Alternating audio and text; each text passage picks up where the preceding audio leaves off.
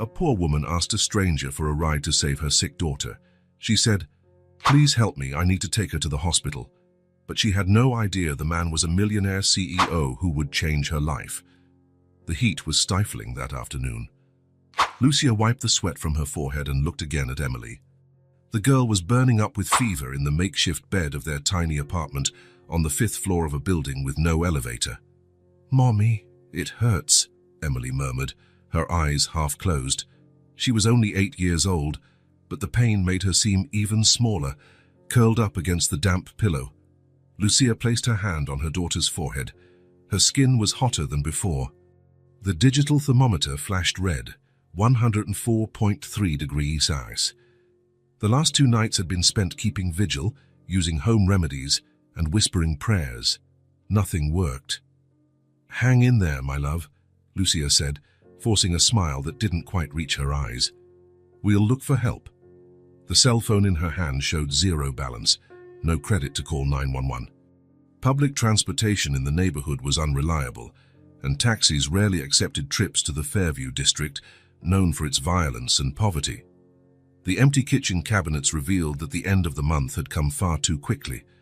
It had been a few months since she lost her job at a department store, and her cleaning gigs barely covered the rent for the small 1-bedroom apartment. Lucia soaked a towel in cold water and placed it on Emily's forehead. The child trembled, sweat streaming down her pale face. Little red spots began appearing on her thin arms, something that hadn't been there a few hours ago. Fear grew like a cold wave rising in her stomach.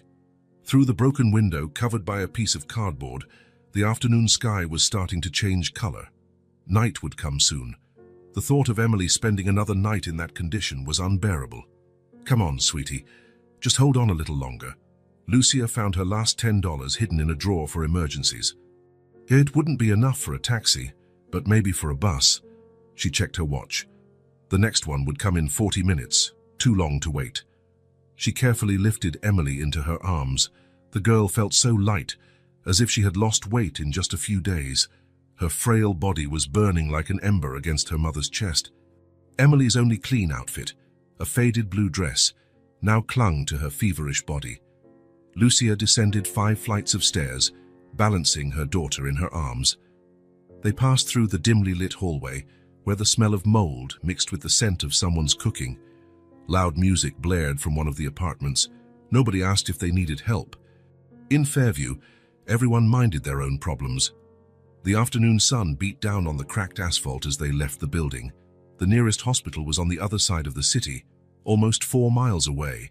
Impossible to walk that distance with Emily in this state. Lucia decided to head toward the main avenue, where she might find a ride. The neighborhood streets were nearly empty at that hour. A few teenagers stood on the corner, watching with suspicion. An elderly woman swept the sidewalk in front of a small grocery store. Lucia walked past them in hurried steps, not asking for help. She knew nobody there had a car or money to spare. When she reached the main avenue, traffic was steady. Cars sped by, leaving only the rush of air and fine dust that clung to her sweaty skin. Lucia raised her free hand several times. No one stopped. "Please," she murmured to each vehicle that passed. "Please." Her legs already ached from Emily's weight and her brisk pace. The girl was breathing with difficulty in her arms, uttering incoherent words. The fever made her delirious. A truck went by so close it almost brushed them. The driver didn't even slow down. A packed bus drove past the improvised stop where Lucia waited. It wasn't an official bus stop. "We're almost there, my love," Lucia lied, swallowing the lump in her throat. The sun was starting to set, and soon it would be dark. The thought of being out there in the dark with Emily in that condition made her heart skip a beat. She tried once more. A grey car sped by. A family in a minivan glanced for a second and then accelerated. 2 teenagers on noisy motorcycles passed by, laughing loudly, oblivious to the desperation on her face. A faint sound escaped Emily's throat. "Mommy, I'm cold." It wasn't cold. The afternoon still held the day's heat, and it was the fever causing the chills. Lucia adjusted the child's body in her arms and kept trying, now even more desperate. That was when Emily started trembling harder. A violent spasm shook her small body, and for an instant her eyes rolled back. Lucia froze on the sidewalk, panic taking over. "Emily, Emily, look at me!" The girl didn't respond.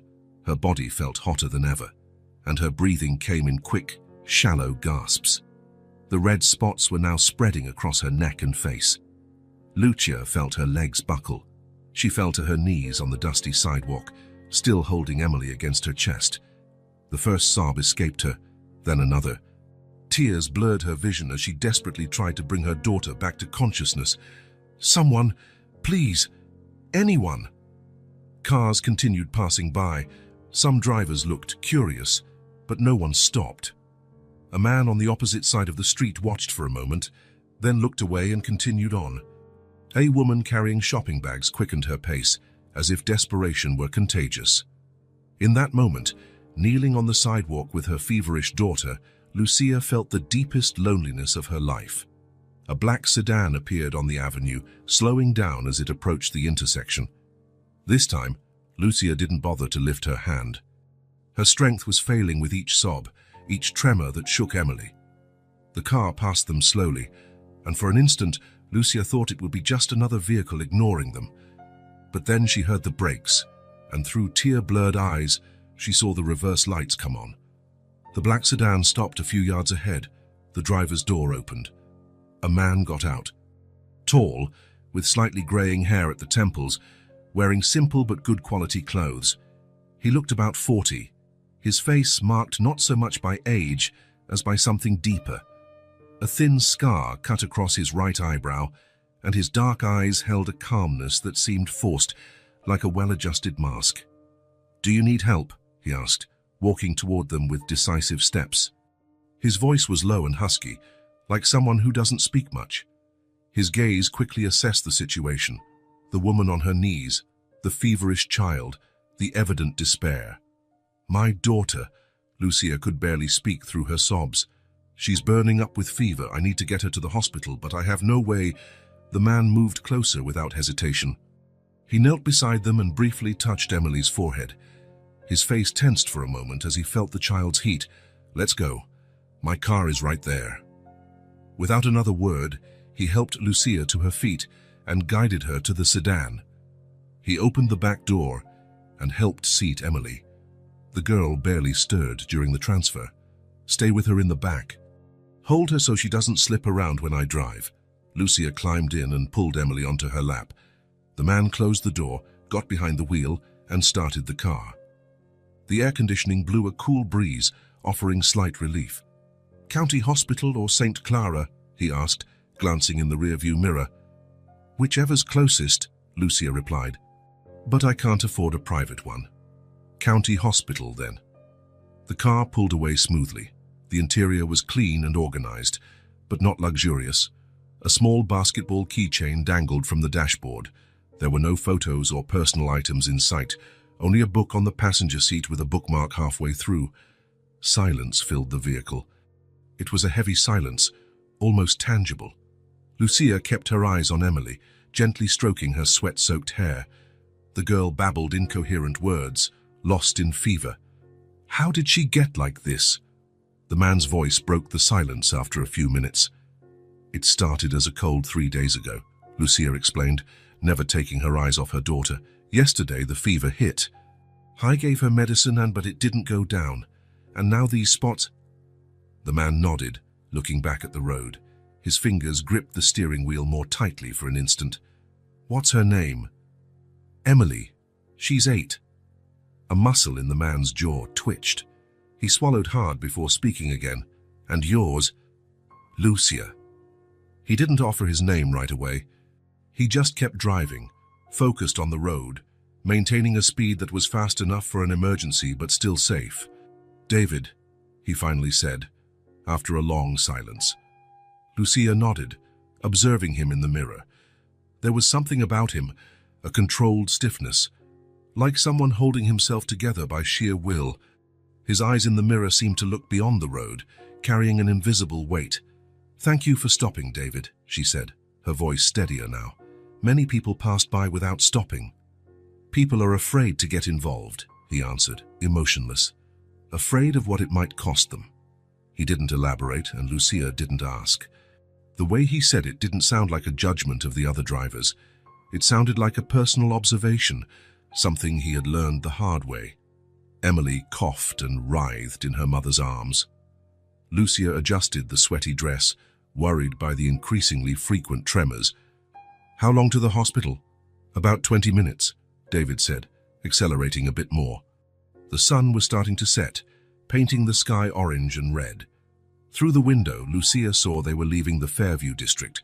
The houses looked better maintained, the streets had fewer potholes, and the sidewalks were wider. The inequality was evident in the changing scenery. "Where do you two live?" David asked, breaking the silence again. "On the east side," Lucia answered briefly. "Fairview district." David just nodded. The neighborhood's name was enough. Everyone knew Fairview was the poorest part of the city, with decaying buildings, poorly lit streets, and no attention from the local government. Lucia focused again on Emily, adjusting the thin dress over her daughter's shoulders. Silence returned. It wasn't comfortable, but at that moment, it was better than unnecessary questions. Through the window, middle-class suburbs began to appear. The contrast was striking. Where Lucia came from, buildings had cracks, sidewalks were broken, and playgrounds were just rusted frames. The landscape continued to change as they neared the center of town. Commercial buildings, then department stores, and finally the medical district. The city lights were coming on as the sky grew dark. Lucia remained silent. There was no room for trivial conversation, while Emily burned with fever in her arms. She looked at the clock on the car's dashboard. Every minute felt like an eternity. Emily whimpered and opened her eyes for a moment. "Mommy, where are we?" "We're going to the doctor, my love." Lucia kissed her scorching forehead. "Just hang on a little longer." "It hurts," Emily whispered, closing her eyes again. David glanced in the rearview mirror, and for a brief moment, Lucia saw something on his face. A flicker of old pain that flashed through his eyes as he looked at Emily. It was quick, like a spark, but unmistakable. He pressed the accelerator harder, his eyes now fully focused on the road. His fingers tightened around the steering wheel, the only visible sign of any reaction. Silence continued. Only the soft hum of the engine and Emily's labored breathing filled the space. David seemed lost in his thoughts, as if the sight of a sick child had opened a door to memories he preferred to keep shut. The city was now fully illuminated by streetlights and signs. Traffic grew heavier as they approached the downtown area. David maneuvered deftly, finding gaps between cars, keeping his speed whenever possible. Emily's breathing grew more strained. Lucia held her closer, as though trying to shield her from whatever was happening inside her little body. Fear was now a physical presence, tightening Lucia's throat and making it hard for her to breathe. "We're almost there," David said as the first signs for the hospital came into view. Lucia felt a momentary relief, immediately replaced by the fear of what they would face at the hospital. No insurance, little money, and a child in serious condition. The scenario so many mothers in Fairview dreaded. David was now driving with silent intensity, as if getting to the hospital as fast as possible was personal. At one intersection, the light turned red, but he only slowed enough to check for oncoming cars before running it. Emily shuddered in Lucia's arms. The red spots now covered almost her entire face and neck, stark against the frightening pallor of her skin. "David," Lucia whispered, her voice trembling. It was the first time she used his name. "I think she's getting worse." He didn't respond, but the car picked up speed. His eyes met Lucia's in the rearview mirror for an instant, a fierce determination there, almost primal. Something she recognized instantly as the instinct to protect a child at all costs. As the city lay behind them, the lights began to dim. Now they were on the road leading to the county hospital. Two headlights lit the dark path ahead, the sedan's speed unwavering and resolute. Emily was deteriorating fast, her tremors intensified, and her breathing grew more shallow by the minute. The red spots now covered almost her entire face, traveling down her neck to her chest. "Hang in there, my love," Lucia whispered, pushing aside the damp hair clinging to Emily's forehead. "We're almost there." It had always been just the two of them. Ever since Emily was born, Lucia had faced the world alone. Every fever, every bruise, every sleepless night, they always fought together, but this time was different.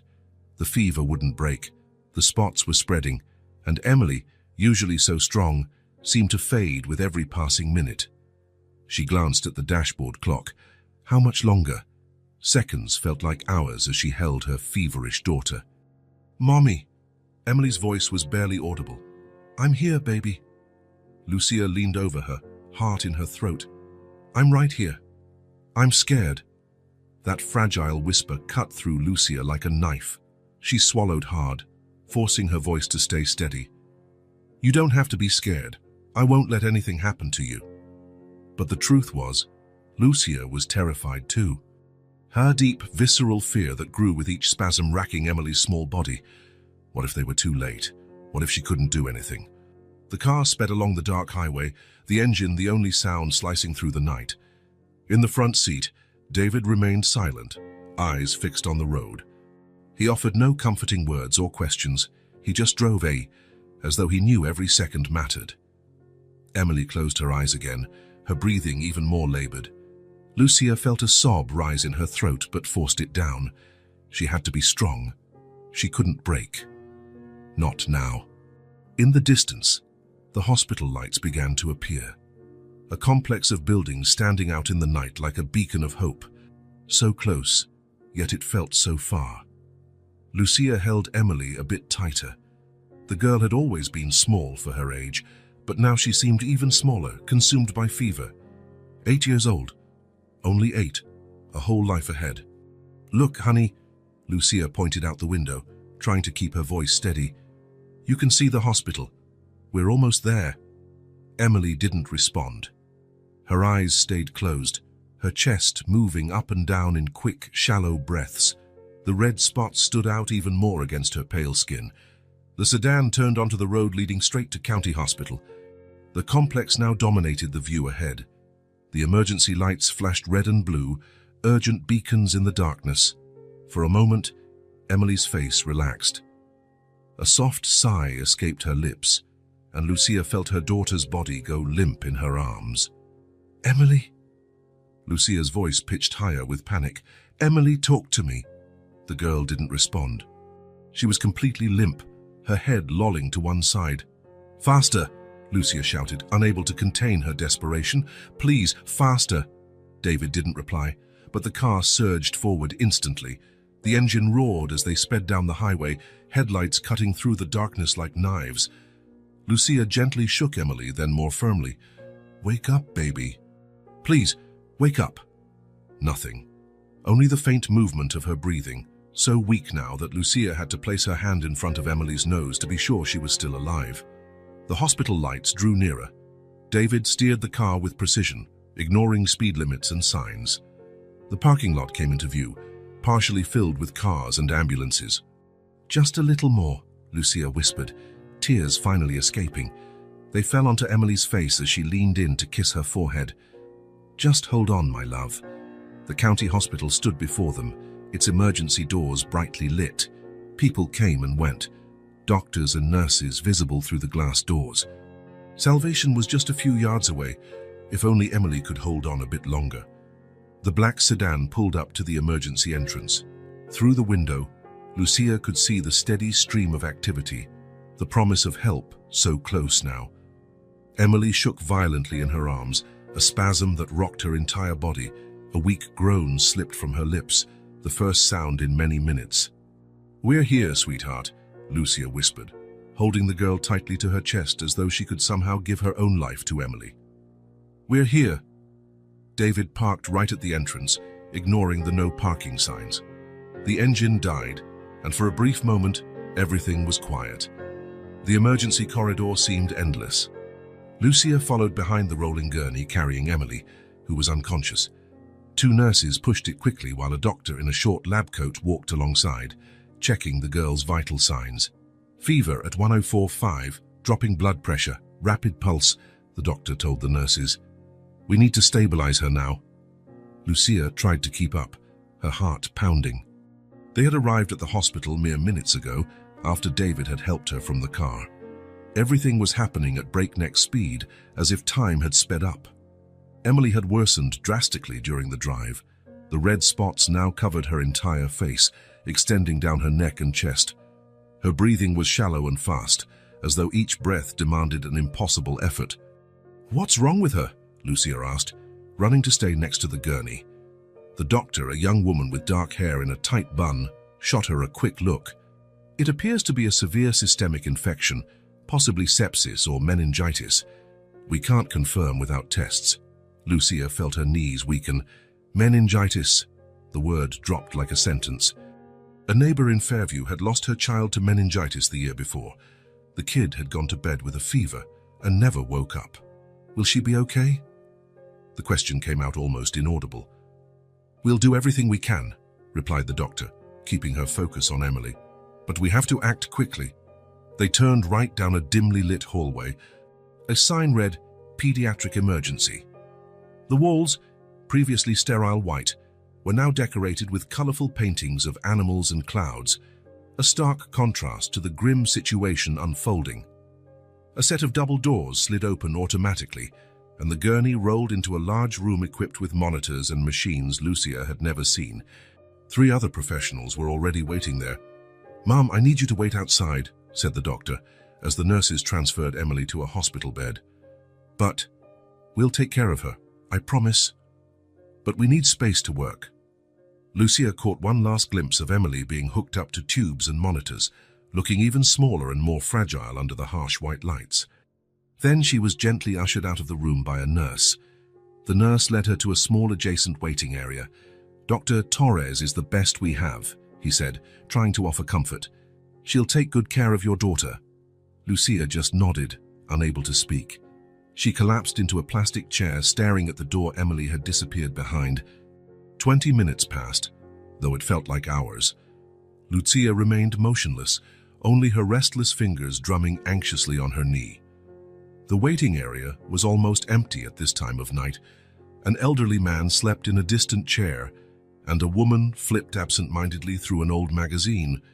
At last, Dr. Torres appeared. Her face was serious but not grim, a sign Lucia took as slightly positive. "How is she?" Lucia asked, standing up immediately. "We've stabilized her fever and started IV antibiotics," said the doctor, "but the situation is concerning. We need to run some tests to confirm the diagnosis and determine the proper treatment." "What tests?" "Blood work for a complete blood count, a lumbar puncture to analyze the cerebrospinal fluid, and a cranial CT scan to check for any neurological complications." Each word sounded like a hammer blow. Lucia tried to process everything, feeling small and ignorant next to these medical terms. How long will that take? Preliminary results should come in a few hours. Meanwhile, she'll stay under close observation, and we'll continue the antibiotics. Lucia nodded, running a trembling hand through her messy hair.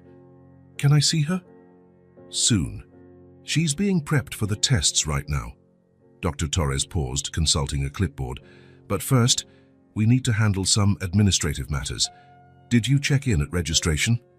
"No, we came straight to the emergency room." "I see. In that case, you'll need to stop by the front desk to fill out forms and present your insurance card." Lucia's stomach dropped. This was the moment she'd feared since they arrived. "I don't have insurance." The doctor's expression shifted subtly, not with disdain or irritation, but with a tired resignation, as though she'd seen this scenario countless times. "Understood. In that case, you'll have to speak with the administrative office about payment options. But they'll still treat her, right?" Anxiety made Lucia's voice climb an octave. "We'll stabilize her, of course. That's protocol. But for more complex procedures and inpatient care, we need to address the financial aspect first." Lucia felt the air leave her lungs. More complex meant exactly the tests the doctor had just mentioned. "Please," she whispered. "My daughter needs those tests. She couldn't finish the sentence. "We'll do what we can," Dr. Torres said, her professional tone softening. "Come with me to the front desk. Maybe we can find a solution." Lucia followed automatically, like a robot on autopilot. Her thoughts spun in frantic circles. No insurance, no credit card, only $10 in her pocket. Emily needed expensive tests and hospitalization. They walked down another corridor, passing rooms where other emergencies were unfolding behind partially drawn curtains. Groans, cries, voices calling out orders, a macabre symphony of a hospital at night. The reception area was a curved desk, under fluorescent lights that buzzed faintly. A middle-aged woman with graying hair typed at a computer. Her badge read, Margaret. Margaret, this is the mother from room 3, Dr. Torres said. She doesn't have insurance. Margaret looked over her reading glasses, sizing Lucia up quickly. I see. Her voice was neutral, almost mechanical. We'll need your documents, please, and we'll discuss payment options. I can't pay, Lucia said, finally stating the reality out loud. We offer installment plans, Margaret responded, as if Lucia hadn't understood.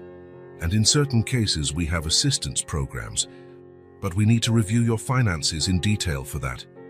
Lucia thought about her situation, unemployed for months, living off odd cleaning jobs, behind on rent, with a nearly empty fridge. What kind of financial review could she possibly pass? She's my daughter, Lucia said, her voice trembling. She's all I have in the world. Please? Margaret sighed, a sigh that carried years of similar conversations. Ma'am, I understand, but the hospital has protocols. She pushed a form across the desk. Please fill this out. Meanwhile, your daughter will continue to receive necessary stabilization. But what about the tests? And inpatient treatment? We'll have to evaluate that after we know more about your situation. Dr. Torres, who remained beside them, intervened. Margaret, the girl is in serious condition. We suspect meningitis or sepsis. We can't wait. Doctor, you know the rules, Margaret replied, lowering her voice. I can authorize life-saving emergency care, but extended hospital stays and additional tests need approval. Lucia stood there as though watching a foreign movie without subtitles. The words reached her ears, but their meaning was lost in a fog of fear and despair. Emily was dying while they debated bureaucracy. Please, Lucia broke in, tears now streaming openly. I'll do anything. I'll work here to pay it off. I'll clean floors, scrub bathrooms, whatever it takes. Just help my daughter. Margaret looked at her with an expression of pity and helplessness. Ma'am, They can go ahead with the treatment. I'll cover it. A low, firm male voice came from behind Lucia. She turned, surprised, to find David standing there. She hadn't seen him since they entered the hospital. She assumed he'd left after dropping them off. His expression was the same as before, contained, almost impassive. But there was something different in his eyes, a resolve that hadn't been there earlier. Sir? Margaret adjusted her glasses, confused by his intervention. I said I'll pay, David repeated, stepping up to the desk. All the tests, the hospital stay, the full treatment, whatever is necessary. Lucia stared at him, stunned. She barely knew this man. She'd gotten into his car less than an hour ago. Why would he do this? Are you a relative of the patient? Margaret asked, now more helpful. No, I'm a friend of the family, David answered without hesitation. He pulled out a wallet from his jacket and placed a black credit card on the desk. This card has no limit. Please order all necessary tests and treatments immediately. He turned to Dr. Torres. There's no reason to delay, Doctor. The doctor nodded, visibly relieved. I'll authorize the tests right now. As Dr. Torres hurried away, Margaret typed information into the computer with renewed efficiency. I'll need some of your details, sir, she said, again in a professional tone. David provided his name, address, and other details while Lucia stood there, a mix of relief and confusion swirling inside her. The knot in her stomach began to ease, replaced by gratitude so intense it almost hurt. Within 10 minutes, all the paperwork was signed. Margaret handed David a provisional receipt and a consent form. The girl will be admitted to the pediatric ward after her tests, she explained. The attending physician will talk to you both once the results are in. David only nodded and slipped the papers into his jacket pocket. As they walked away from the desk, Lucia finally found her voice. Why did you do that? David didn't answer right away.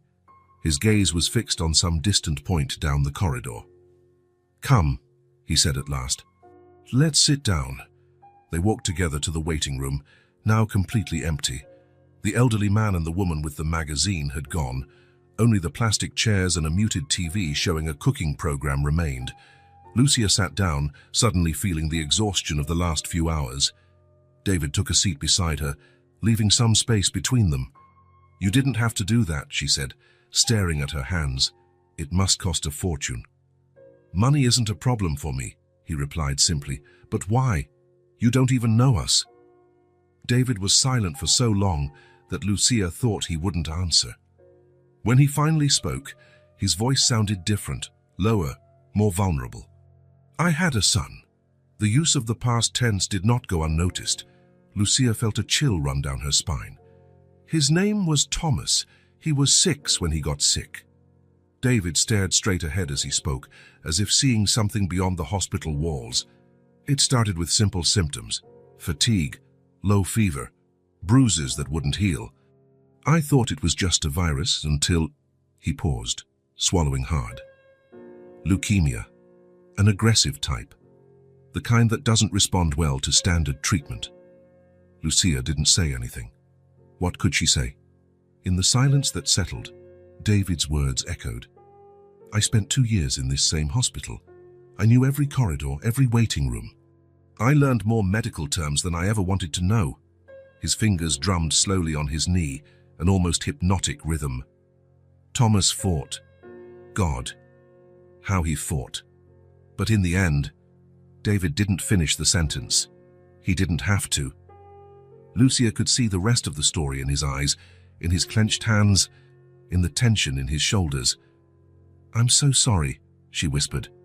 David nodded, acknowledging her words without truly responding. "It's been 3 years. Sometimes it feels like it was yesterday. Other times, like a different life altogether." A heavy silence settled between them. The buzzing of fluorescent lights seemed louder now, almost intrusive in the intimacy of that moment.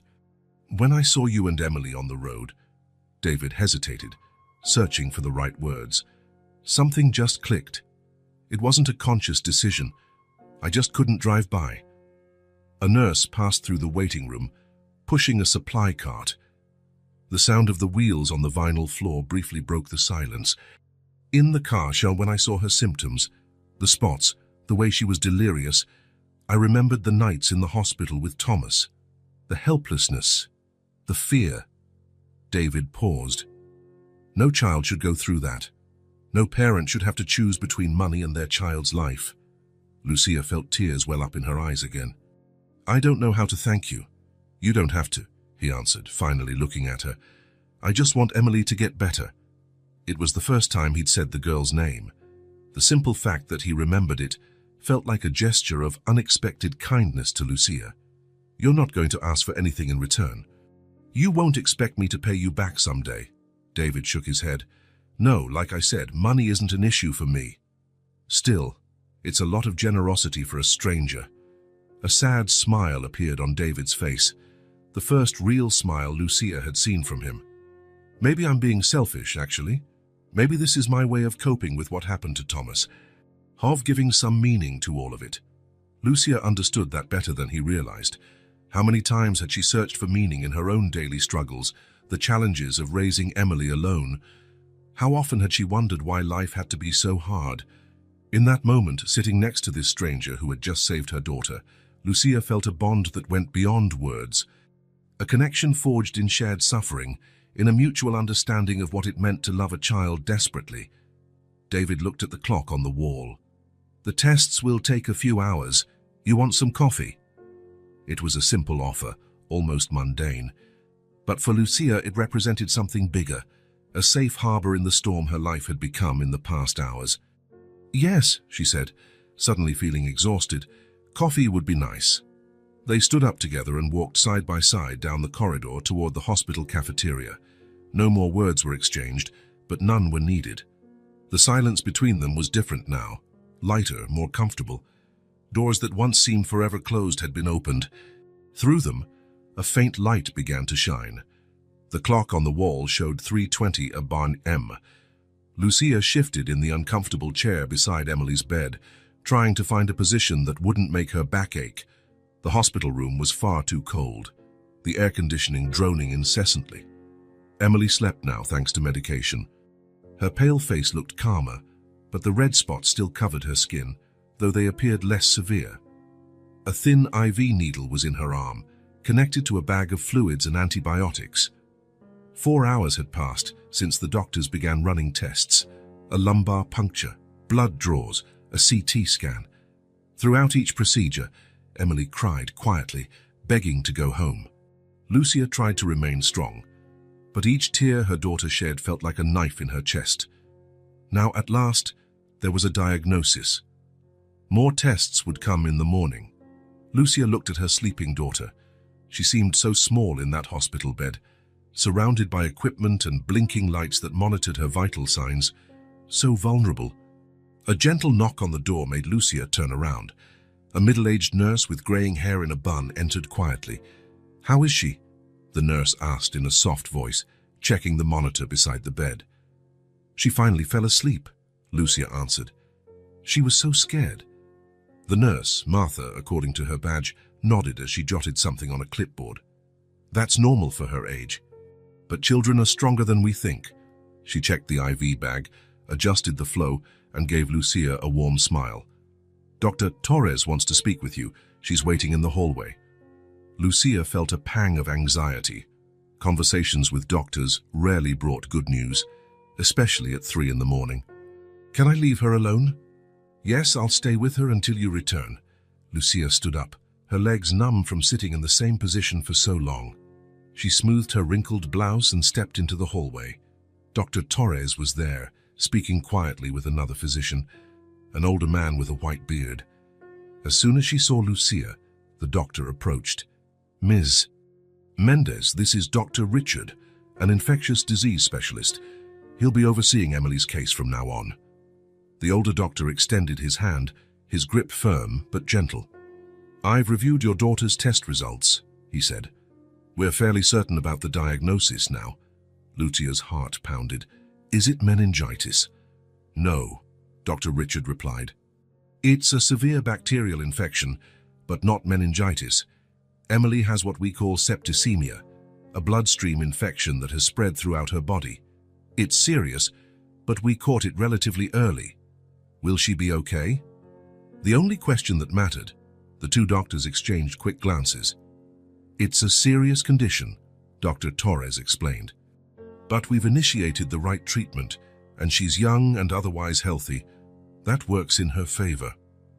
We're using broad-spectrum antibiotics while waiting for the culture results to identify the exact bacteria," added Dr. Richard. "But I need to be honest. She'll need to remain hospitalized for a significant period."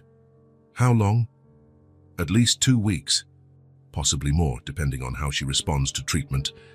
Lucia felt the floor vanish beneath her feet. 2 weeks. How would she pay rent, keep her new part-time cleaning job? How would they survive? "What if she doesn't respond well?" she asked, her voice trembling. Dr. Richard kept his gaze steady but compassionate. "We'll face challenges as they arise. For now, the initial signs are encouraging. Her fever has dropped a bit, and her cardiac parameters are improving, subtle but positive indicators." Dr. Torres gently touched Lucia's arm. "I know this is a lot to take in, but I want you to know she's getting the best care possible." Lucia nodded mechanically. The words came to her as if through a dense fog. Severe infection. 2 weeks. Antibiotics. "There's one more thing," Dr. Richard said, checking his notes. "We'd like to run a few more tests in the morning to see if the infection affected any other organs." "Will it hurt?" Lucia asked, remembering how Emily had quietly cried during the lumbar puncture. "Very little. Some are just blood draws, others are imaging. We'll keep her comfortable." "And you," Dr. Torres added, "should try to rest. There's a reclining chair in her room. Not ideal, but better than a plastic chair." Lucia knew she wouldn't be able to sleep, not with Emily so ill. "Thank you, doctors," she managed. "Nurse Martha will be on duty all night. If you need anything, just call." The doctors walked away, their white coats disappearing at the end of the illuminated corridor. Lucia stayed where she was, unable to move. The information played on a loop in her mind. Septicemia, serious condition, 2 weeks. Her thoughts jumped to practical matters. Who would watch Emily after she was discharged? How would she pay the bills? And the apartment? She'd had only a month at her new cleaning job. Surely she'd be fired for missing so many days. The hospital's white walls seemed to close in around her. The smell of disinfectant filled her nostrils. And the fluorescent lights felt brighter, almost painful. Lucia leaned back against the wall, sliding down until she was sitting on the floor, her legs finally giving out. The tears came without warning. No longer the controlled tears she'd shed in front of Emily, but deep sobs that shook her entire body. Here, alone in the cold hospital corridor, she finally let the fear consume her. She had no sense of how long she sat there, curled up on the floor. It could have been minutes or hours. Time felt distorted in this place without windows, under lights that never went out. Eventually she sensed a presence. Someone had silently sat down beside her, without speaking or touching her, just there. Lucia lifted her tear-streaked face and found David sitting on the floor next to her, his back against the wall, looking straight ahead. He didn't look directly at her, giving her space to cry without embarrassment. "I thought you left," she said, wiping her tears with the back of her hand. David didn't immediately answer. When he did, his voice was calm and quiet.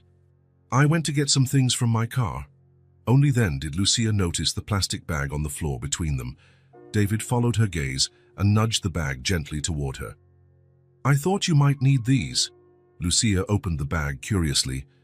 Inside were a toothbrush still in its packaging, a small tube of toothpaste, a hairbrush, wet wipes, an oversized grey t-shirt, and a packaged sandwich from the hospital cafeteria. Simple, basic items, but at that moment, they felt like incredibly precious gifts. "Thank you," she whispered, feeling fresh tears form, different now, no longer despairing but grateful. David just nodded, still not looking directly at her. His profile was rigid in the harsh hospital light, his jaw set, eyes fixed on a distant point on the opposite wall. "The doctors say it's serious," Lucia spoke, needing to share the weight of that information. "A bloodstream infection. She has to stay for at least 2 weeks." David nodded again. He didn't offer hollow reassurances that everything would be fine.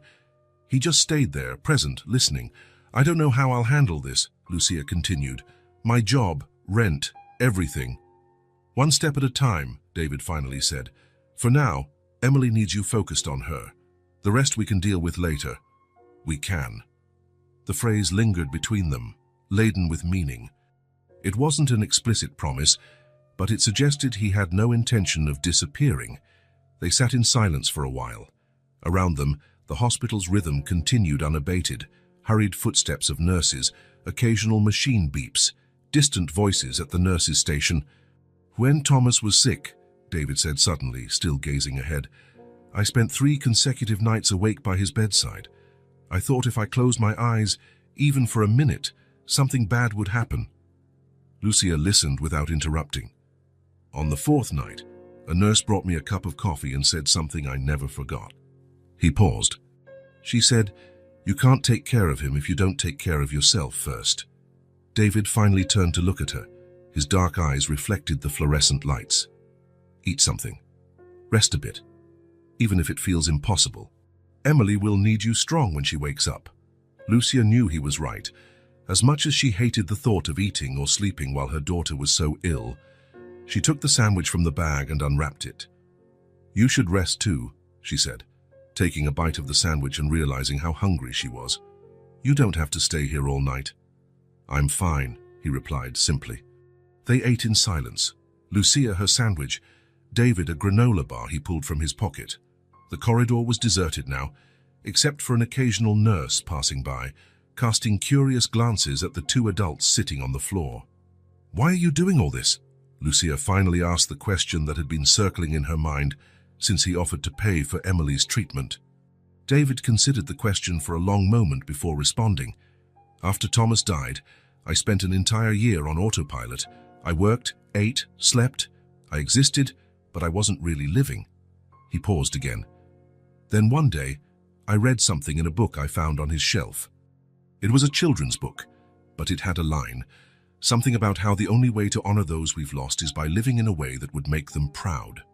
He looked at his own hands, as if searching for answers in the lines of his palms. Thomas would have stopped to help. He had that heart, that instinct to protect others. Even when he was so small, a fleeting, almost smile appeared on his face for a second. Maybe I'm trying to be more like him. The raw honesty of that confession left Lucia speechless. What could she say in the face of such pain and such a quest for redemption? I think he'd be proud, she finally said. David closed his eyes for a moment, the only sign that her words had affected him. Silence returned, but it was a different kind of silence, more comfortable, almost like a third presence between them. Two strangers, brought together by chance and pain, sitting on a hospital corridor floor. Martha, the nurse, appeared at Emily's room door. "She's waking up," the nurse said softly. "She's asking for her mom." Lucia stood quickly, tossing the sandwich wrapper into the bag. David remained seated, watching her go. Before she entered the room, she turned back. "Will you stay?" "For now," he answered. "Then I need to sort some things out, but I'll come back." Lucia nodded and walked into the room. Emily's eyes were half open, still heavy with medication. When she saw her mother, a small smile appeared on her pale face. "Mommy," she whispered. "I'm here, my love." Lucia took the girl's small hand in hers, careful not to disturb the IV needle. "How are you feeling?" "Tired and cold." Lucia adjusted the thin hospital blanket around Emily's shoulders. "I know, sweetheart, but it'll pass. The doctors are taking care of you." Emily looked around, confused by the strange environment, the machines, the blinking lights. "When can we go home?" "Not now, honey. You need to stay here for a while until you're better." Emily's eyes filled with tears. "I'm scared, Mommy." Lucia's heart clenched. How many times had she tried to protect Emily from every fear, every pain? And here they were in a cold hospital, facing the biggest fear of all. "I know, my love. But you know what? You're the bravest girl I know." She forced a confident smile. "And I'll be here with you. The whole time. Promise?" "I promise." Emily seemed a bit calmer. Her heavy eyelids began to close again. "Is that man still here?" she asked drowsily. "Yes," Lucia answered, surprised that Emily remembered David. "He's in the hallway." "He looks sad," Emily murmured, almost asleep. "Like you do sometimes." The simple, innocent observation struck Lucia deeply. How could children see through the layers adults constructed? How could they sense hidden pain in others? "Get some sleep, sweetie," she whispered, kissing Emily's forehead. "I'll be here when you wake up." Emily drifted off almost immediately, her breathing more regular now. Lucia stayed by the bed, holding her hand, listening to the constant beep of the heart monitor, a sound that once seemed alarming but now was almost comforting. Each beep meant Emily's heart was still fighting. When she returned to the hallway hours later, David was gone. In his place, on the chair where he had been sitting, was a small brown teddy bear, simple and without tags or trimmings. Next to it lay a folded piece of paper. Lucia picked up the note and opened it. "Had to leave, but I'll be back later. My number's below if you need anything. I got yours from the nurse, I hope you don't mind. The bear is for Emily. David." Lucia pressed the bear to her chest for a moment, a simple, unassuming gift. Exactly like the man who left it. The hospital corridor was still cold, the fluorescent light still buzzing, doctors and nurses rushing by, but something had changed.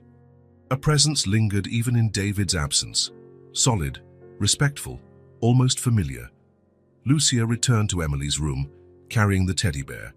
The long wait for her daughter's recovery would be hard, but for the first time in a long while, she didn't feel completely alone. Night had already fallen when David parked the black sedan in front of the house. He turned off the engine but didn't move. He just sat there, staring through the windshield at the two-story home with a white wooden porch. The house looked exactly as he'd left it, almost untouched by time. The front lawn was neatly trimmed. He still paid for a gardening service regularly. The outdoor lights turned on automatically at dusk, giving the false impression someone lived there. But the windows were dark, with no sign of life. David took a deep breath and finally stepped out of the car.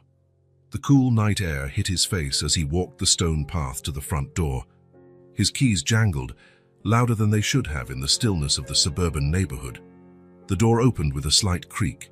Inside, the air was stale, carrying that unmistakable smell of a place seldom inhabited, despite weekly cleanings. David didn't turn on the lights right away. He let the darkness swallow him for a moment, as if he needed that instant of transition between the outside world and the memories waiting inside. When he finally flipped the switch, the living room revealed itself to be meticulously organized. Dark leather sofas, a solid wooden coffee table, shelves lined with neatly arranged books.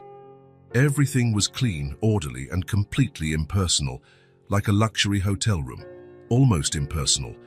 On the wall opposite the entrance hung a single photograph that broke the neutral decor.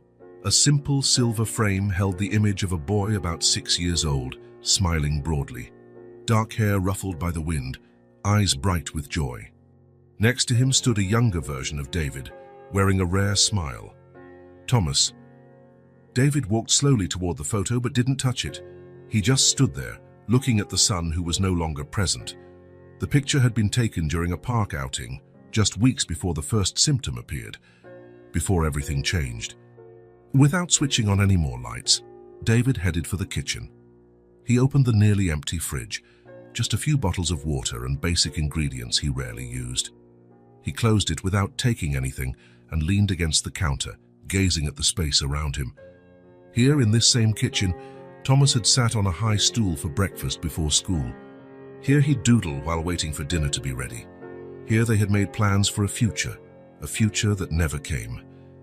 David climbed the stairs slowly, each step heavier than the last. In the upstairs hallway, he passed his own bedroom without entering. He stopped at the next door, closed, as it had been for the past 3 years. His hand hesitated on the doorknob. For a long moment, he thought about turning back, returning to the car, driving away. But something kept him there, something to do with an 8-year-old girl fighting an infection in a cold hospital, and her mother sitting on the corridor floor, facing her fear alone. He turned the knob and pushed the door open. Thomas's room looked exactly as it had the day they'd left home for what became an emergency hospital stay. The bed was neatly made with a planets and stars comforter. The shelf held children's books and small swimming trophies. The desk still had colored pencils arranged by shade, a habit Thomas had developed during his long hospital stays. David entered slowly, as though afraid to disturb something sacred. He sat on the edge of the small bed, the mattress sinking under his weight. He ran his hand over the comforter, recalling countless nights he'd sat right there, reading bedtime stories about adventures, bravery, and heroes who overcame the impossible. Stories that, in the end, hadn't been enough to save his son. On the nightstand, a small plastic photo frame held a picture of the two of them at the beach. Next to it lay a children's book, a bookmark still stuck where they had left off. A book that was never finished. David picked it up, opening it to the marked page. It was a story about a boy who found an injured animal and helped it recover, a tale of compassion, of lending a hand to those in need. Thomas had loved the beginning, eager to see how it ended. The weight of memory fell upon David like an avalanche. He recalled endless nights in the hospital, watching his son sleep among medical equipment. He remembered the constant fear, the helplessness, the anger at a world that could make a child suffer so much. He remembered how he had faced it all alone. Thomas's mother had left when he was just 2, unable to handle family life, disappearing without a trace. Since then, it had been father and son against the world, and then, suddenly, just him. Alone with memories and a house far too empty, he placed the book back on the nightstand, exactly where it had been. 3 years had passed, and he still couldn't bring himself to finish reading that story. For a long time, David just sat there, looking around the silent room. The memories came in waves. Thomas laughing as David tossed him in the air, Thomas falling asleep in his lap during a movie, Thomas crying in pain during the harshest treatments, Thomas asking with childlike innocence if he was going to die. Then, amid those memories, another image formed in his mind. Emily, lying in a hospital bed, much like Thomas's. Emily with red spots on her pale face. Emily fighting an infection that threatened her young life. And Lucia sitting on the cold corridor floor, breaking under the weight of her fear and uncertainty, facing what he knew so well, all alone. Something wet touched his hand. David looked down, surprised to see tears running down his face, silently falling onto his fingers. He hadn't cried since Thomas's funeral. He'd built walls so high and thick around his grief that tears simply stopped coming. But now, sitting in his lost son's room, David wept, not only for Thomas, but for all the times he'd driven past someone in need, for all the times he'd refused to get involved, fearing that if he opened the door to compassion, the pain would return too. When he finally stood, the sky outside the window was showing the first hints of dawn. David wiped his face with his shirt sleeve and took one last look around Thomas's room. "I can't turn away this time," he whispered to the silence. "I can't just drive by." He descended the stairs with steps lighter than before. Something had shifted during that long and painful night. A decision had been made, not with his head, but with that part of his heart that still knew how to feel, despite everything. By the door, he paused again before the photograph in the living room. Thomas's smiling face no longer seemed only a painful reminder of what was lost, but also a reminder of what his son had taught him about love, courage, and compassion. "I'll try to be like you, son," he said quietly. "I'll try." He locked the door behind him. The morning sun was starting to light up the neighborhood's rooftops. David walked to the black sedan, breathing in the crisp morning air. He got in, started the engine, and adjusted the rearview mirror. The face that looked back at him seemed different. The same eyes, the same lines, but something had changed. A spark of something that had vanished 3 years ago was beginning, very faintly, to return. Without looking back, David pulled the car onto the road and headed toward the hospital. The steady hum of medical equipment provided a kind of background music in Emily's hospital room. Lucia sat in the uncomfortable armchair beside the bed, flipping aimlessly through an old magazine she found in the waiting area. She wasn't really reading. Her eyes scanned the pages while her mind stayed locked on her sleeping daughter. The night had been rough. Emily woke up several times, confused and frightened by the unfamiliar environment. Her fever was finally starting to subside, but the red spots still covered much of her body, though they looked fainter now. The hospital breakfast sat untouched on the tray, a dubious-looking porridge and green jello Emily refused to eat. Lucia checked the clock on the wall. It was almost 9 in the morning. She hadn't slept more than a few scattered minutes throughout the night. Her eyes burned from exhaustion, and her head throbbed faintly. A light knock at the half-open door made her turn. For a moment, she didn't recognize the man standing there. He looked different from the last time she'd seen him. Maybe it was the morning light, or perhaps something in his expression. David. He held 2 takeout coffee cups. Wordlessly, he entered the room and offered one to Lucia. She accepted it, her fingers briefly brushing his as she took the cup. The warmth of the coffee seeped through the cardboard, warming her cold hands. "Thank you," she said quietly, careful not to wake Emily. David nodded without replying. He looked at the girl in the bed, noting the equipment, the fading spots on her face, the IV line in her thin arm. Something in his gaze had changed. There was still pain, but not only pain.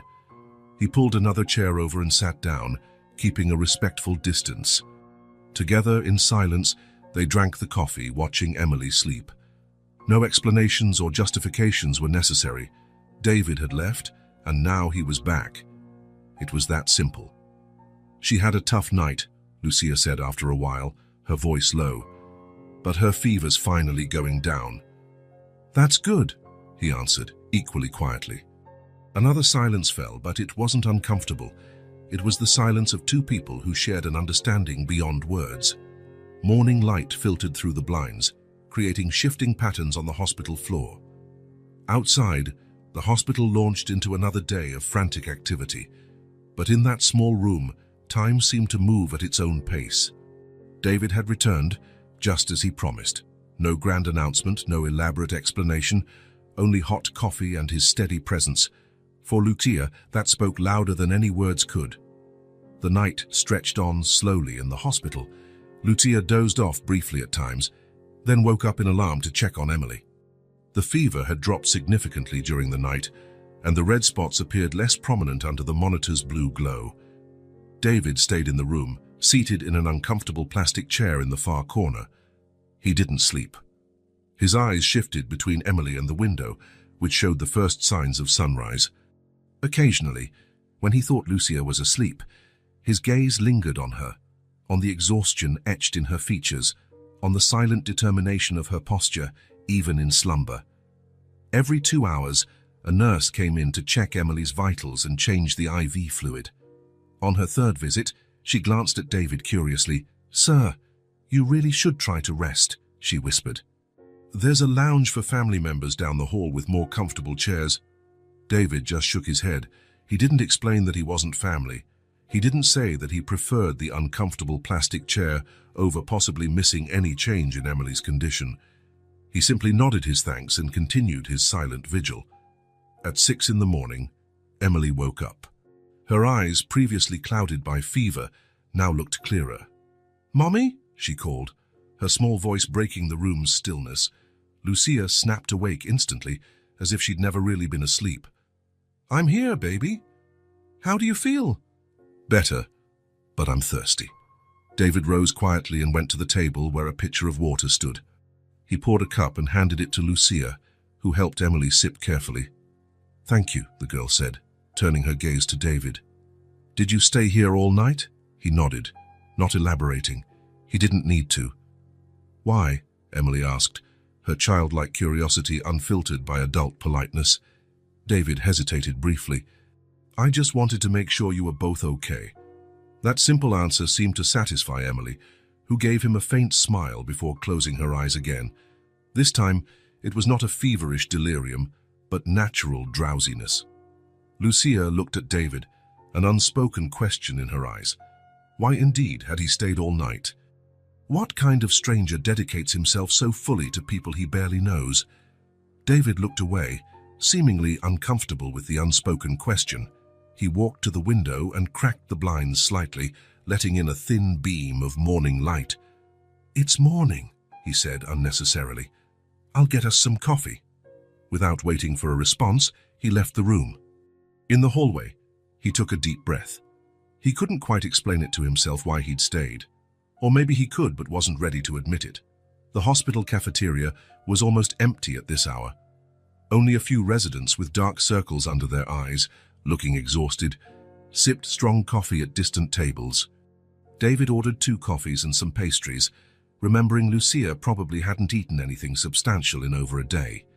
When he returned to the room, he found a different scene. Dr. Torres was there, examining Emily while Lucia looked on, visibly anxious. David paused in the doorway, hesitant to interrupt, but the doctor saw him and motioned him in. "Good morning, Doctor." Torres said, "We were just discussing Emily's progress." David entered and placed the coffees on the small table, maintaining a respectful distance. The doctor turned her attention back to Emily, checking the fading spots on her neck and arms. Her expression was serious but not worried. "The rash is receding significantly," Dr. Torres commented, making notes on her clipboard. "And the fever's completely under control. That's excellent news." She glanced at the heart monitor by the bed. "Vitals are normalizing. Very good." Lucia held Emily's hand, their fingers tightly interwoven, as though that physical contact were an anchor for both of them. "What does this mean, Doctor?" Lucia asked, hope and fear in her voice. "Doctor." Torres smiled, a genuine smile, the first they'd seen from her since Emily's admission. "It means Emily is responding extremely well to treatment," she replied. "The antibiotics are working better than we expected. The infection is clearly on the retreat." Lucia brought her free hand to her mouth, stifling a sob of relief. "She's going to be okay." The question that had haunted her since they arrived at the hospital. "All signs point to yes," the doctor answered. "Septicemia is serious, but Emily has 2 major advantages. She's young and otherwise healthy, and treatment started fairly early." Dr. Torres paused, glancing briefly at David. "Getting her here when you did was crucial." Emily smiled, obviously understanding these were good news, even if she didn't fully grasp the medical jargon. "When can I go home?" she asked, her voice still weak but tinged with hope that hadn't been there the day before. "Not so fast, young lady," Dr. Torres replied kindly. "We still need to keep you here for a few more days.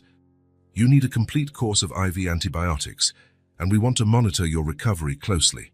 She turned to Lucia. "If all continues to go well, she might be released in 5 or 6 days, but full recovery will take a few weeks, and she'll need follow-up appointments." Lucia nodded, letting every word sink in. 5 or 6 days, weeks of recovery, appointments. Relief over Emily's improvement mingled with worries about finances and logistics. "We'll reduce the frequency of routine checks since she's stable," Dr. Torres continued, "and we can gradually decrease some medications. We might even allow a broader diet if she feels up to it." Emily perked up at the mention of food. "I'm hungry," she announced, as if to prove her progress. The doctor smiled again.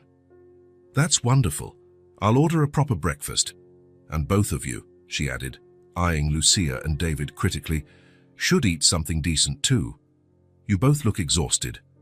With a few more instructions and a promise to return in the early afternoon, Dr. Torres left the room. The silence that followed was loaded with unspoken emotions: relief, gratitude, exhaustion. "She's going to be okay," Lucia whispered, as though saying it out loud might break the spell. "My Emily's going to be okay." David stood still, watching the scene as though afraid to intrude on a deeply personal moment. But something in his posture changed. His constant tension seemed to lift, and his breathing was easier, as if an invisible weight had been partially removed. Suddenly, Lucia got up and, without warning, hugged David. It was an impulsive gesture, born of relief and gratitude, but also something deeper and indefinable that had been growing between them. "Thank you," she whispered against his chest.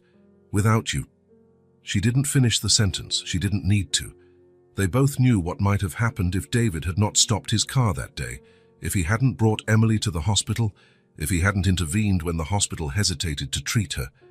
For a moment, David froze, surprised by the unexpected contact.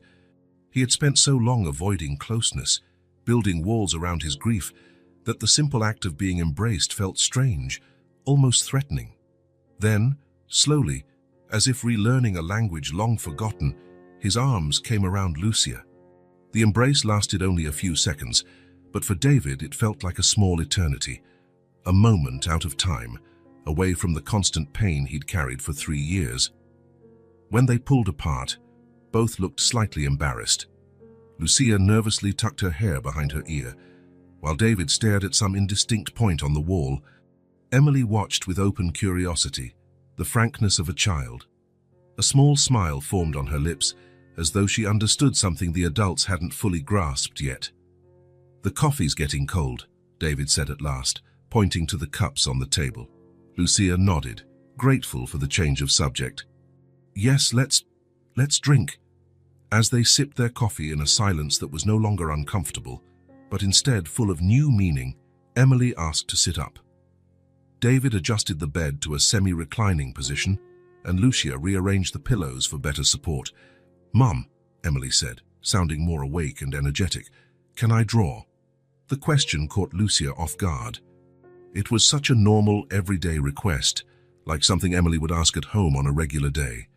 Not what she expected to hear in a hospital room with her child, still hooked to tubes and monitors. "Draw?" "Yes, I'm tired of just lying here. I want to do something." Lucia glanced around, unsure. She hadn't brought anything for Emily. No clothes, no toys, no art supplies. The hospital stay had been too sudden, too desperate for such considerations. "I didn't bring paper or pencils, sweetie," she apologized, feeling suddenly inadequate. "Maybe tomorrow I can bring some from home." "I can find something," David interrupted, already heading for the door. "I'll be right back." Before Lucia could respond, he was gone. She stared at the closed door, unsure what to think of this man who kept surprising her with small acts of generosity. "He's nice," Emily commented, shifting to get more comfortable. "Why is he helping us so much, Mommy?" Lucia looked at her daughter, not sure how to answer, how to explain something she herself didn't fully understand. Some people are just like that, honey. They help because it's the right thing to do. Even to her own ears, it sounded incomplete. There was more to this story, much more. But how could she put into words what was happening between them? How to explain the bond forming, born of chance, necessity, and perhaps something deeper that had no name yet? David returned about 20 minutes later, carrying a paper bag. From it, he pulled out a simple sketch pad, a small box of colored pencils, and a few graphite pencils. They didn't have much in the hospital gift shop, he explained, handing the items to Emily. I hope this works. Emily's eyes lit up. Thank you. With surprising energy, she opened the sketch pad and started drawing immediately. Her movements were still slow, and she paused occasionally to rest, but the concentration on her face was the same as always. Lucia watched, amazed by her daughter's resilience. Just yesterday, Emily was delirious with fever, covered in red spots. Today she was immersed in drawing as though the hospital was just another place where her imagination could flourish. What are you drawing? Lucia asked, moving closer to the bed. The three of us, Emily replied simply, continuing to outline colorful shapes on the page. The three of us. The phrase hung in the air, heavy with meaning. Lucia glanced at David, who had moved toward the window, giving them some privacy. Emily drew for nearly an hour, occasionally asking for a different pencil or showing them her progress. She started with a picture of all three of them. Simple stick figures, with Lucia and Emily holding hands, David standing beside them. Then she drew the hospital with large windows and smiling doctors. Finally, she began sketching what looked like a park, with trees, a lake, and a big yellow sun smiling in the sky. The hospital breakfast tray arrived, a bowl of oatmeal, a small sandwich, and some jello. Emily set her drawing aside to eat, surprising Lucia with her appetite. She finished nearly all of it, something she hadn't done since before her illness. Looks like someone's really feeling better, Lucia said, relieved to see her daughter eating well. Much better, Emily agreed.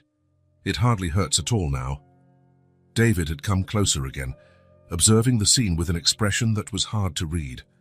There was something in his eyes, a mix of relief, nostalgia, and maybe a twinge of sorrow, as though seeing Emily improve brought both joy and pain. David, Emily said, looking up from her tray, do you want to see my drawings? He approached, taking the pages Emily handed him. This is us, she explained, pointing to the first drawing. And this is the hospital. And the other one is a park where we can go one day. David studied each sketch carefully, as if they were masterpieces. His fingertips traced the stick figure that represented him, standing next to Lucia and Emily, part of the little family Emily had created in her imagination. They're very nice, he finally said, his voice huskier than usual. Oh, you have a real talent, Emily beamed, pleased with the compliment. I can draw more. I want to draw your house too. My house? Yeah, what's it like? Does it have a yard, a pool? Her childish curiosity was boundless. David hesitated, clearly uncomfortable with personal questions. Lucia was about to step in when he answered, It has a yard. Smaller, but there's a yard and no pool. Do you have trees? A slight smile appeared on David's lips. An old apple tree. I love apples, Emily exclaimed excitedly. We can draw that. What else? Is it big? Does it have stairs? David continued answering, growing more at ease with Emily's innocent interrogation. Little by little, through her questions and his short replies, his house took shape on the page, a two-story home with a porch, an apple tree in the yard, and a small chimney with a curly plume of smoke. Lucia watched, fascinated by the subtle transformation in David. Each of Emily's questions, each small detail he revealed about his life, seemed to dissolve a layer of his guardedness. His face, usually so closed off, occasionally softened. His eyes, always alert but distant, focused intently on Emily's latest sketch. The morning passed in this way, Emily drawing, asking questions, sometimes resting when she got tired. David responding, observing, helping when needed. Lucia alternated between active participation and simply watching the two of them interact, amazed by how naturally it developed. The hospital room, once so cold and impersonal, was gradually transformed. Emily's drawings were taped to the walls, adding color to the sterile surfaces. The teddy bear David had left took pride of place beside Emily on the bed. The side table accumulated little treasures, colored pencils, folded napkins Lucia had taught Emily to make, a cup holding daisies a nurse had brought.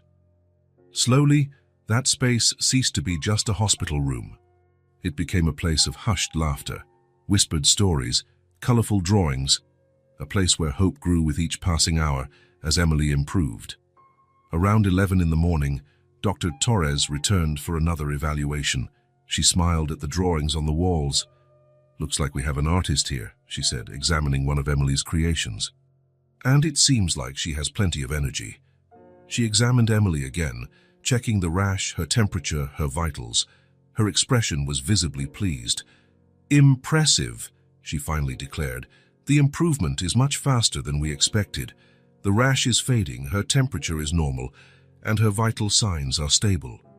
She looked at Lucia and David. "You've got a little fighter here." "When can I go home?" Emily asked again, clearly excited by the doctor's praise. "Not yet, young lady. We need to finish your course of antibiotics to make sure the infection is entirely gone." Dr. Torres adjusted the IV flow. "But if you keep improving at this rate, maybe 3 or 4 days instead of the 5 I initially estimated." After the doctor left, Emily resumed her drawing, now working on something she kept hidden from Lucia and David.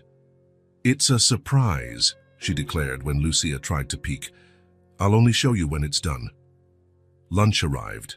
A soup, a small sandwich, and some gelatin. Emily ate it all, chatting between bites. Every minute that passed, she seemed more like her usual self, curious, talkative, full of energy. It was mid-afternoon, while Lucia was adjusting the pillows, that Emily finally unveiled her secret drawing. It was a simple scene, 3 figures holding hands beneath a big yellow sun. But there was one detail Lucia noticed right away.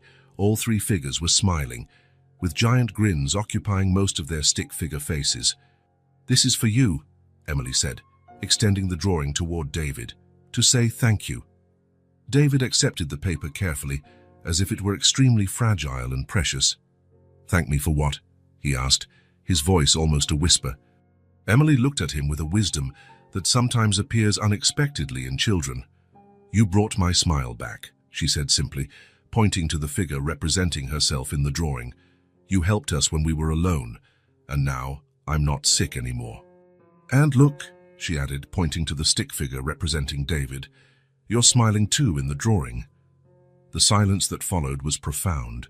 David stared at the drawing, his fingers tracing the outlines of the smiles Emily had so carefully drawn. Then something happened, something small and almost imperceptible, yet tremendously significant. Slowly, as if he'd forgotten how the corners of David's mouth lifted, a smile, genuine, warm, transformative, spread across his face, lighting it completely. It was the first time he had smiled like that since Thomas's death, not a polite or automatic smile, but one that came from deep within, filled with relief and lightness.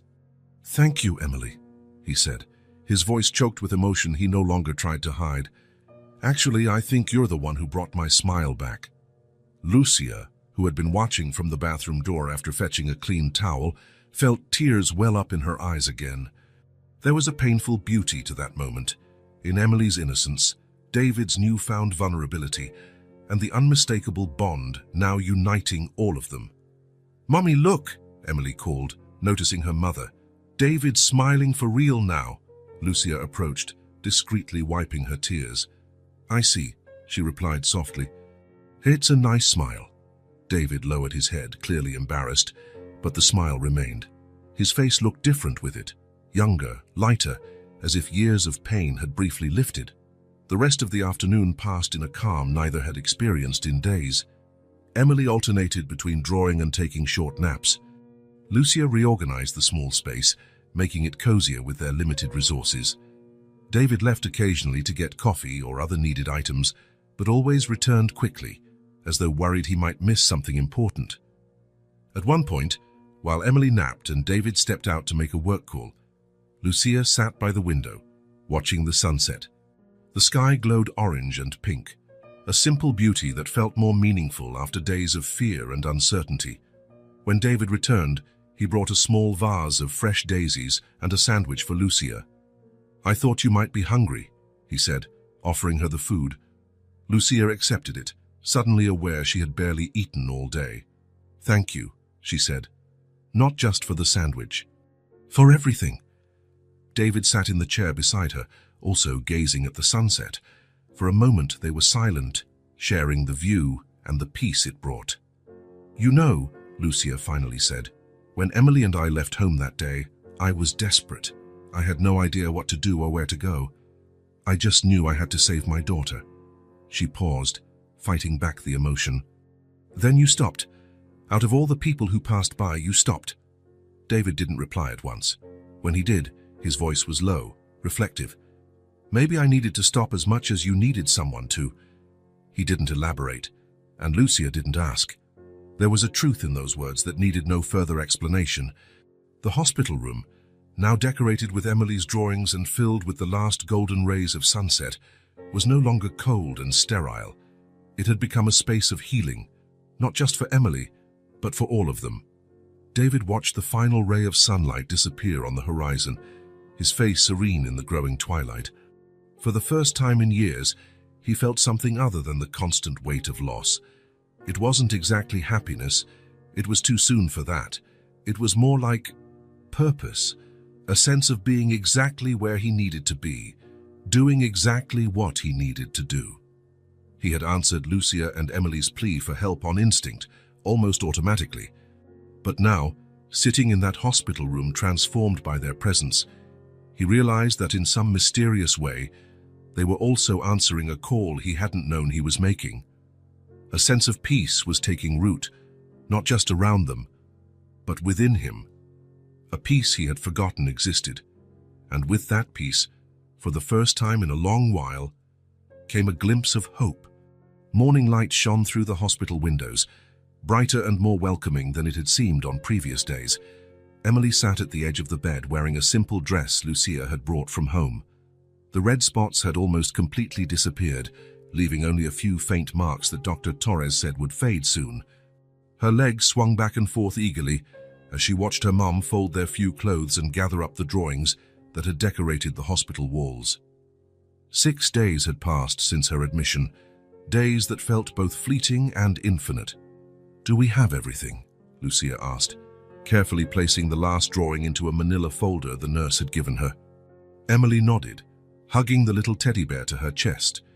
David's gift hadn't left her side the entire stay. "I can't wait to sleep in my own bed," Emily said, her face glowing with excitement at going home. Lucia smiled, feeling the weight of the past days in her bones. Emily's swift recovery had been almost miraculous, according to Dr. Torres. The infection that could have been fatal had responded to treatment with surprising speed. On the 5th day, they'd removed her IV. On the 6th, the doctor had finally cleared her for discharge. "The ambulance should be here in half an hour," Lucia said, sitting beside her daughter on the bed. They didn't have a car, and the money for a taxi would be better spent buying the medication Emily would still need at home. "Can't we wait for David?" Emily asked, glancing at the door as if expecting him at any moment. Lucia hesitated. "He said he would come if he could, honey. But he had a work meeting this morning, remember?" David had been at the hospital every single day of Emily's stay, arriving in the mornings with coffee for Lucia, spending hours listening to the girl's stories, helping her with drawings. Sometimes he stayed late into the night, sitting in silence while Emily slept and Lucia tried to rest in the uncomfortable recliner. The previous day, he'd mentioned an important meeting at his company. He promised to try to make it afterward, but no guarantees. Lucia understood. He'd already done more than any stranger would. In fact, more than most friends or family would. "We still have to stop by the pharmacy before going home," Lucia reminded her, hoping to distract Emily. "Then we can buy ice cream to celebrate." Emily smiled, but a bit of her excitement was gone at the possibility of not seeing David before leaving. A nurse entered, carrying a clipboard with some forms. "All set for discharge," she said brightly. "Just need your signatures, and you're free to go." Lucia took the pen and started signing where indicated. Full name, date, address. Formalities marking the end of a journey that had almost ended in tragedy, now concluding happily. Done, Lucia said, handing back the clipboard. Everything okay? All in order, the nurse replied. I'll just process these, and while I do, you can finish packing, Dr. Torres will do a final checkup before you leave. No sooner had the nurse left than rushed footsteps sounded in the hallway. Emily looked up, eyes wide with hope. The door swung open, and David stepped in, slightly out of breath, as though he'd been running. He wore a well-cut dark suit, likely straight from his important meeting. I was afraid I wouldn't make it in time, he said, stepping into the room. He looked at Emily, already dressed and ready to go, and a genuine smile lit up his face. So today's the big day. David, Emily exclaimed, her face breaking into a radiant grin. You came. Of course I did. I promised, didn't I? Lucia observed them with a lump in her throat. It was remarkable how, in such a short time, David had become such a significant presence in their lives. Not only for what he'd done, paying for treatment, spending hours at the hospital, bringing little gifts and comforts, but for how he'd done it, quietly, without seeking praise, simply being there. I brought something for the ride home, David said, pulling a small, brightly wrapped package from his pocket. Emily accepted the gift with shining eyes, unwrapping it carefully to reveal a thin book of short stories. Something for you to read on the way, he explained. Or for your mom to read to you. They're short animal tales. I thought you'd like them. I love it, Emily exclaimed, flipping through the illustrated pages. Thank you, David. Lucia met his gaze over Emily's head. Thank you for coming, she said softly. It means a lot to her. And to me, he replied simply. Dr. Torres entered at that moment, cutting the exchange short. She gave Emily one last exam, reviewed the instructions about medication and care, and finally announced, You are officially discharged, young lady. But I want to see you at my office next week for a follow-up. Understood? Emily nodded solemnly. I promise. The doctor smiled, then turned to Lucia. The nurse said you arranged for an ambulance. Yes, it should arrive soon. David cleared his throat. Actually, if you don't mind, I'd like to drive you home. My car is out front. Lucia hesitated. The offer was tempting, certainly more comfortable than an ambulance. But they already owed him so much. As if reading her thoughts, David added, Please, I'd like to see this through. There was something in his eyes, an almost tangible need to complete what he'd started on that day they met on the roadside. Lucia realized that, for him, it wasn't just about helping. It was about being part of something that was helping him as much as it was helping them. All right, she finally said. Thank you for the ride. Emily couldn't hide a little jump of excitement on the bed. We have to cancel the ambulance, Lucia remembered. Already handled, Dr. Torres said with a knowing smile. Mr. Bennett mentioned he might offer you transportation. Mr. Bennett? It felt strange hearing David's last name. A reminder of how little they actually knew about him, despite the intensity of the bond they'd formed in a few short days. Within minutes, they were ready. A nurse brought a wheelchair, standard discharge procedure, and Emily sat in it with a regal dignity, clutching both her teddy bear and her new book. Lucia carried their small bag of clothes and artwork. As they moved down the corridor, they had walked so many times under such different circumstances, Emily looked up at David, who walked beside her wheelchair. Will I see you again? She asked in her small but direct voice, free of any adult need to hide vulnerability. David paused, looking first at Emily, then at Lucia. A silent question passed through his gaze, and Lucia answered with a slight nod. Yes, you will, he said firmly. It wasn't an empty promise or a platitude for a child. It was a calm certainty, the certainty of someone who'd found something he hadn't been looking for, but now refused to lose. They passed through the automatic doors into the bright morning. The black sedan was parked near the entrance, the same car that had stopped that fateful day when all seemed lost. David opened the back door, helping Emily climb in. Lucia sat beside her, while he placed the small bag in the trunk. Once he got behind the wheel and started the engine, his eyes met Lucia's in the rearview mirror. There was something different about them now, a light that hadn't been there before, a newly found peace. "Home?" he asked. "Home," Lucia confirmed. The car pulled away from the hospital, leaving behind days of fear and uncertainty. The ride back wasn't lonely. The silence in the car wasn't heavy like it had been that first day. It was comfortable, full of unspoken possibilities. Emily was already flipping through her new book, pointing out the illustrations to her mother. David drove calmly, occasionally checking on them in the rear view. A light, natural smile replaced the rigid, controlled expression he'd worn the day they met. Lucia gazed out the window, watching the city pass by. The life they knew before the fever, before that roadside encounter, seemed distant now. A door had opened, not just the hospital door they had walked through, but a metaphorical door leading to a new and unexplored path.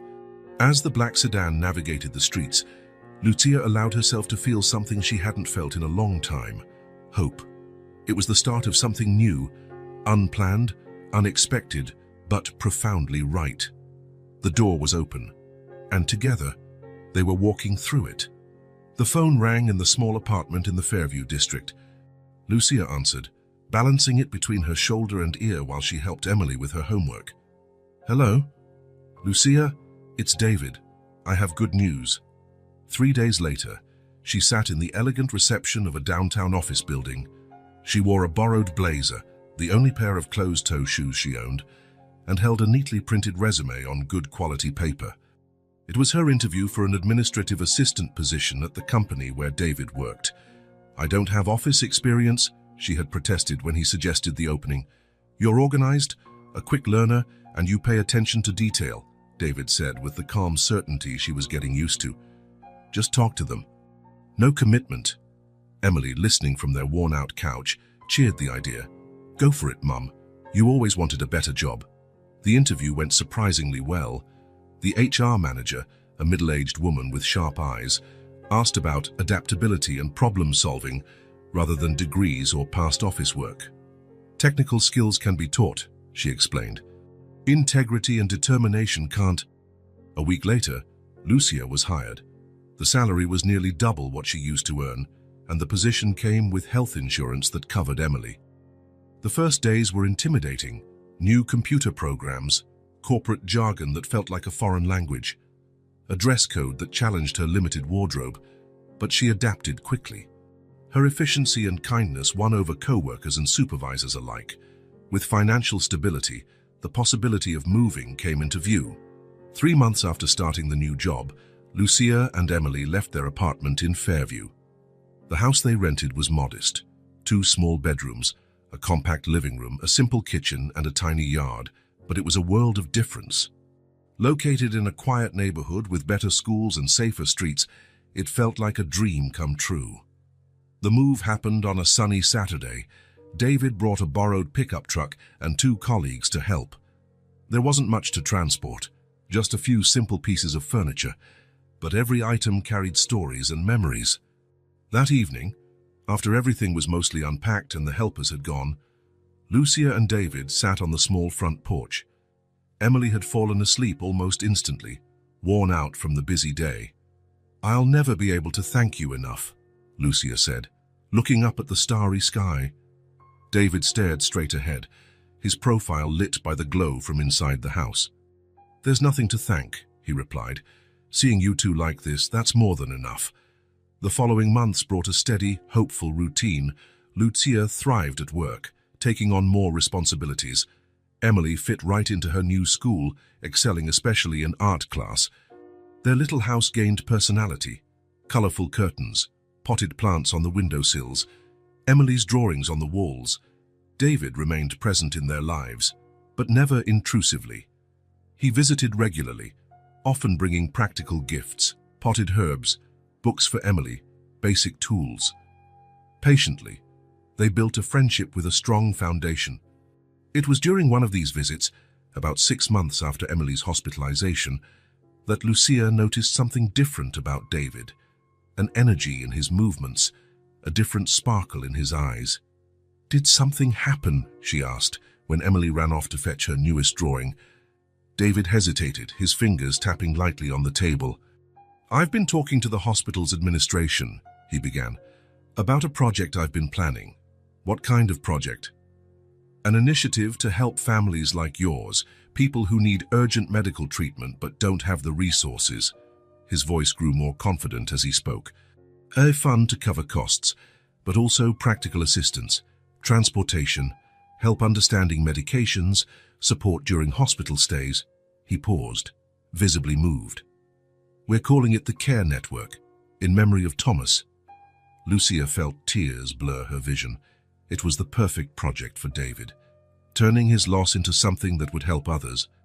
That's wonderful, she said, knowing any other words would be insufficient. In the weeks that followed, David threw himself into the project with quiet intensity. He met with hospital administrators, gained support from local business owners, and structured the assistance fund. The Care Network took shape quickly. Central to the project was the principle that no family should face the despair of being unable to afford life-saving treatment. No one should feel what Lucia felt in that cold corridor when life-saving treatment for Emily nearly slipped away. The official launch took place at a small ceremony in the hospital. David, all uncomfortable with public attention, gave a short speech. He didn't mention Thomas by name, but as he finished, he touched a small star-shaped pin on his lapel, a symbol his son had loved to draw on everything. Lucia and Emily were there, seated in the front row. When the ceremony ended, Emily ran up to David and hugged him tightly. "I'm proud of you," she said, with a child's pure sincerity. The Care Network grew steadily. Within a year, it had already helped dozens of families. David balanced his time between his regular work and this new mission, finding profound fulfillment in it. One cold Sunday morning, almost a year after Emily's hospitalization, David arrived unannounced with fresh bread and coffee. "I thought you might like a different kind of breakfast today," he said, still somewhat shy despite months of friendship. Emily, wrapped in a fuzzy robe, opened the door and immediately peeked into the bag. "Cinnamon rolls," she exclaimed, thrilled, "my favorite." Soon the kitchen was filled with the aroma of fresh coffee. They sat at the table, talking about everyday things, school projects, news from Lucia's job, stories of families the Care Network had recently helped. There was an easy familiarity between them now. Lulls in the conversation weren't awkward, just quiet moments among people who didn't need constant chatter. After breakfast, despite the chilly weather, Emily insisted on showing David the small garden she was cultivating in the backyard.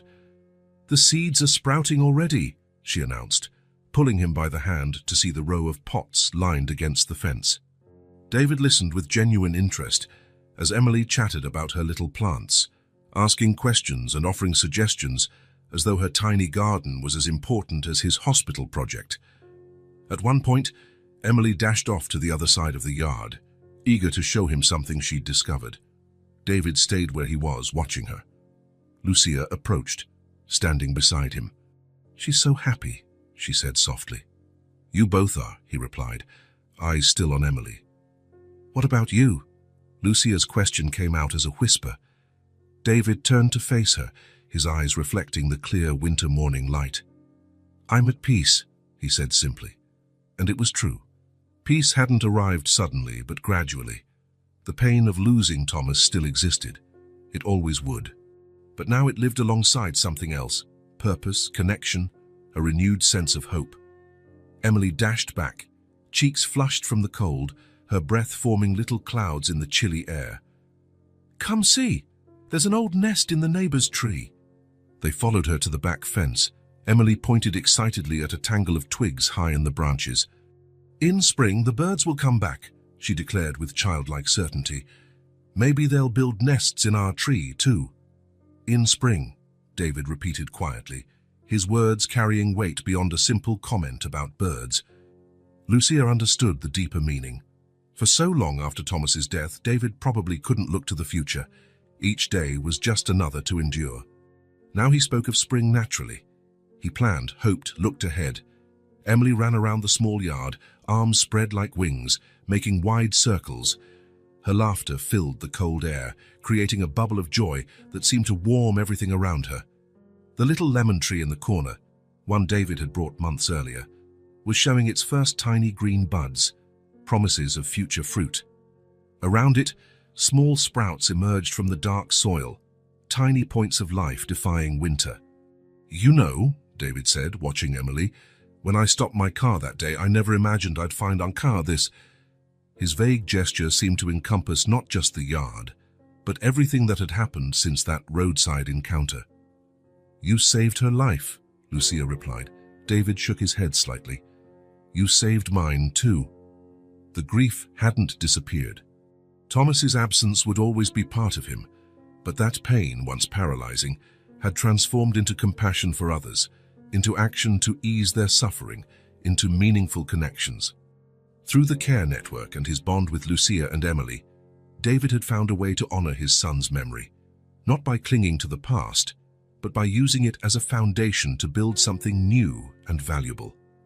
Emily kept running around the yard, her face lit with the joy of the moment.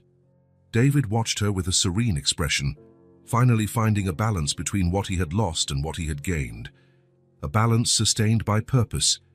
In that small yard, on a cold morning, new life was taking root, and with it, a promise that, no matter how dark the past had been, hope could still bloom. If this story touched your heart, subscribe to the channel and turn on notifications so you don't miss the next ones. Leave a like because it helps this story get recommended to more people. See you in the next story.